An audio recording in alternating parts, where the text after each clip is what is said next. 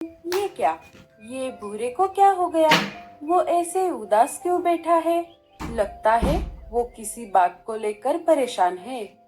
अरे हाँ, अब याद आ गया। भूरे कौवे को उसी के जंगल की एक कौवी से प्यार हो गया है। उसका नाम रीमा है। रीमा भी भूरे से प्यार करती है। वो दोनों एक दूसरे के साथ शादी करना चाहते हैं। वो बहुत ही सख्त और समझदार है।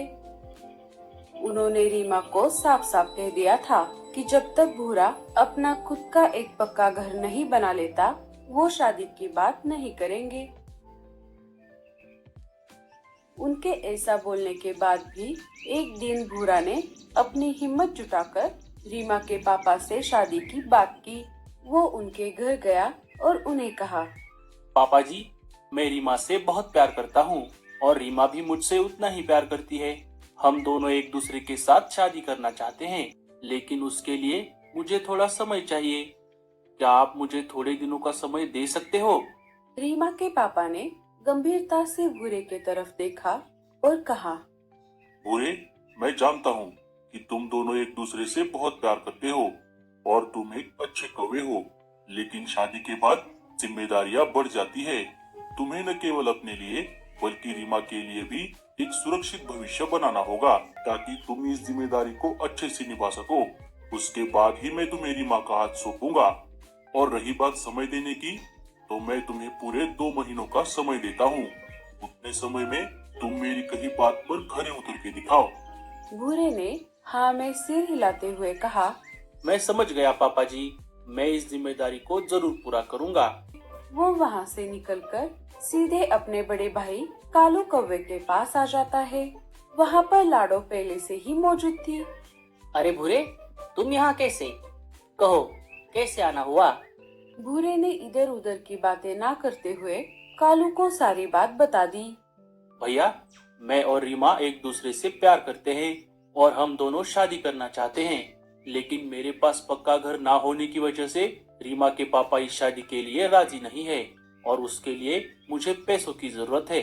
क्या आप मेरी मदद कर सकते हो? कालू ने थोड़ी देर सोचा और कहा, अरे भूरे, मैं तुझे पैसे दे दूंगा और तू उससे तेरा पक्का घर भी बना लेगा, लेकिन उसके आगे की जिंदगी कैसे चलेगी? अगर मैं तुझे एक सलाह दूं, क्योंकि तू बहुत मेहनती और निडर है, तो हमारे जंगल के उत्तर दिशा में घनी झाड़ियों के बीच में एक खंडर है जहाँ कोई नहीं जाता। मैंने सुना है कि वहाँ कहीं आसपास गुप्त खजाना छिपा है। सारे वहाँ जाने से डरते हैं। अगर तू उस खजाने को ढूंढ ले तो तेरी सारी परेशानियां हमेशा के लिए खत्म हो जाएंगी। भूरे भैया, कालू भैया बिल्कुल सही कह रहे हैं, लेकिन याद रखना, खजाना ढूंढना उतना आसान नहीं होगा। आपको समझदारी और सूझबूझ से काम लेना होगा। मैं भी वहाँ आना चाहती हूँ, लेकिन बाकी पंछियों की तरह मुझे भी वहाँ जाने से बहुत डर लगता है। चलो, अब मैं चलता हूँ। ऑल द बेस्ट भूरे भैया। शुक्रिया लाडो। भूरा कालू के घर से निकल पड़ता है।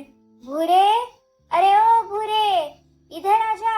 आपने मुझे क्यों बुलाया? अरे तू इतनी जल्दी जल्दी में कहाँ जा रहा है? क्या तेरे पीछे कोई शिकारी पंछी पड़ा है? क्या हुआ भूरे भैया, आपकी शादी नहीं हो रही, इसके लिए क्या आप जान देने जा रहे हो? अरे अरे टूनी, कुछ भी क्या बोल रही है? भूरे, तू इसकी बातों पर ध्यान मत दे। अब बता, तू कहाँ जा रहा था? भूरा टूनी और मीनू मौसी को भी शुरू से सारी बात बता देता है। खजाने का नाम सुनते ही मीनू मौसी के मन में लड्डू फूटने लगे। उनके मन में लालच आ गया। अरे क्या हुआ मीनू मौसी, आप कहाँ पर खो गई? आप मन ही मन क्या सोच रही हो? अरे कुछ नहीं भूरे, मैंने भी उस खजाने के बारे में सुना था, लेकिन मुझे भी अकेले जाने से डर लग रहा था। ये टूनी भी मेरे साथ नहीं आई। अब तू वहाँ जा रहा है तो हम भी तेरे साथ चलते हैं। अगर वहाँ सच में खजाना मिल गया तो हम तीनों उसे आपस में बराबर बांट लेंगे। भूरा दिल का साफ था और भूरा भोला भी था। उसने हाँ में सिर हिलाया। ठीक है मीनू मौसी, चलिए, हमें अभी निकलना होगा। तीनों निकल पड़ते हैं। थोड़ी देर उड़ने के बाद वो उस जगह पर पहुंच गए। जंगल का ये हिस्सा बहुत ही घना, डरावना और रहस्यमयी था। बहुत देर तक खोज करने के बाद भी उन्हें कहीं पर भी खजाना नहीं मिला। तीनों बहुत थक गए।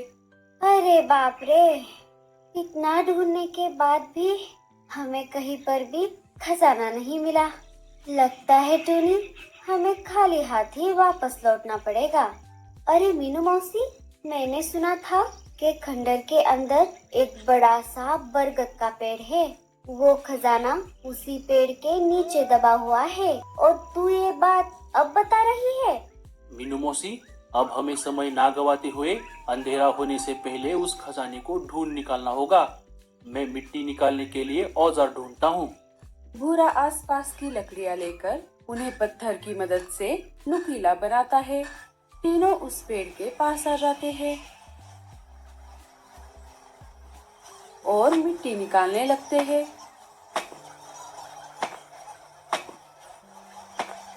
खुदाई करने के बाद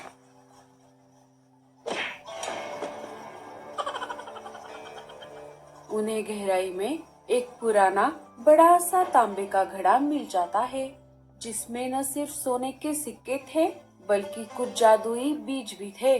भूरा और टूनी चिड़िया तो खजाने को देखकर बहुत खुश हो गए, लेकिन मीनू मौसी की नीयत बदल गई। चलिए मीनू मौसी, हम इस खजाने को बाहर निकाल कर हमारे जंगल लेकर चलते हैं। अरे अरे, रुको रुको, बड़े आए आपस में बांटने वाले। सारा काम करे हम दोनों और बंटवारा हम तीनों में। मतलब मैं कुछ समझा नहीं मीनू मौसी। मतलब ये कि ये खजाना मैंने और टूनी ने मिलकर ढूंढा है, तो ये सारा खजाना हम दोनों का है। तुझे इसमें से एक फूटी कौड़ी भी नहीं मिलेगी, तो हम तीनों का इसमें बराबर का हिस्सा होना चाहिए। तू चुप कर टूनी, नहीं तो तुझे भी कुछ नहीं मिलेगा। अगर तूने और ज्यादा ज्ञान देने की कोशिश की तो ये सारा खजाना मैं अकेली लेकर जाऊंगी। अरे मीनू मौसी, आप ऐसा क्यों बोल रही हो? अगर ऐसी बात है तो आप दोनों ये खजाना ले लो, मुझे कुछ नहीं चाहिए। टूनी और मीनू मौसी सारे सोने के सिक्के ले लेती है और उन जादुई बीजों को वहीं पर छोड़ देती है। अरे मीनू मौसी, क्या हमें इन बीजों को साथ में नहीं लेना? अरे पगली, अब हम इतना अमीर होने वाले हैं कि पूरी जिंदगी हमें काम करने की जरूरत नहीं पड़ेगी। बुरे, चाहे तो तू इन बीजों को साथ ले जा और खेती कर ले। वैसे भी अब तू और कर भी क्या सकता है, पागल कहीं का। चलो कोई बात नहीं, सोने के सिक्के ना सही, मैं इन बीजों को जंगल लेकर जाता हूँ और मेरे घोंसले के पास वाली जमीन में इन्हें लगा दूंगा। बेचारा भूरा बीज लेकर वो भी अपने जंगल वापस लौट आता है। सुबह हो जाती है।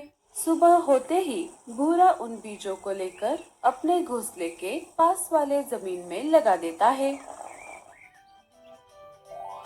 कुछ दिन बीत जाते हैं और थोड़े ही दिनों में उन बीजों में से विशाल पेड़ उग जाते हैं, जिन पर अनमोल फल लगते थे। भूरे ने उन फलों को बेचकर ढेर सारे पैसे कमाए और जल्द ही अपना पक्का घर बना लिया। उसने भूरे से कहा, भूरे जी, मैं आपकी मेहनत और धैर्य से बहुत प्रभावित हूँ। आपने बिना किसी लालच के मीनू मौसी को सारे सोने के सिक्के दे दिए और खुद सिर्फ बीज रखे।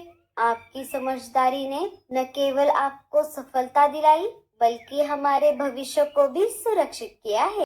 रीमा की बातों ने भूरे को और भी प्रेरित किया। उसने सोचा कि उसकी मेहनत और ईमानदारी ही उसकी सबसे बड़ी संपत्ति है। भूरे ने अपना पक्का घर बना लिया। उसके बाद वो रीमा के पापा के पास फिर से गया। मैंने आपका कहा मानकर मेहनत की और अपना पक्का घर भी बना लिया। क्या अब मैं रीमा से शादी कर सकता हूँ? रीमा के पापा ने भूरे के नए घर को देखा और उसके मेहनत की सराहना की। उन्होंने कहा, भूरे, तुमने ये साबित कर दिया है कि तुम एक जिम्मेदार पंछी हो। मुझे अब यकीन है कि तुम रीमा के साथ एक अच्छा जीवन बिता सकते हो। मैं खुशी खुशी शादी के लिए तैयार हूँ।